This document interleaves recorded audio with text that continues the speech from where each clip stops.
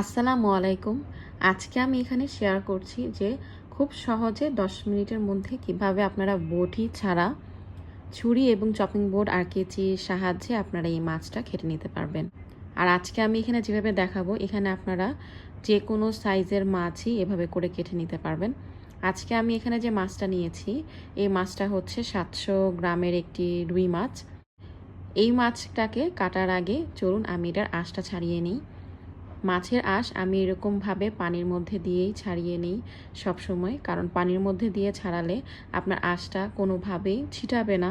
যারা মাছ কাটেন সবাই জানেন যে মাছের আঁশ যখন ছাড়ানো হয় তখন অনেক বেশি ছিটিয়ে থাকে।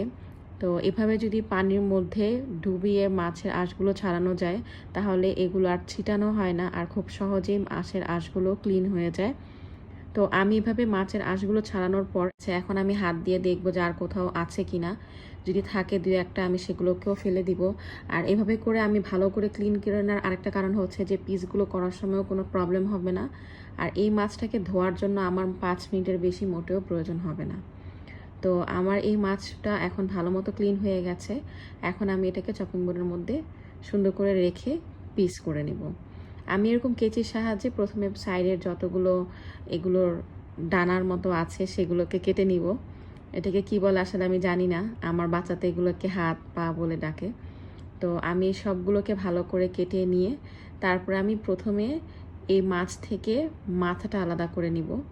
তো মাথাটা আমি পুরোটা এভাবে কেটে ফেলবো না, আমি দুই সাইড থেকে কেটে আমি চেষ্টা করি যে পেটিটাকে যাতে আস্তভাবেই বের করা যায়।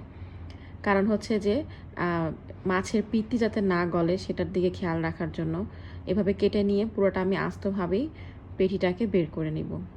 বের করে নিয়ে এটাকে আমি পুরোটাই ফেলে দিব। এখান থেকে কিছুই আমি খাই না, বা আমি মনে করি যে খাওয়া যায় না।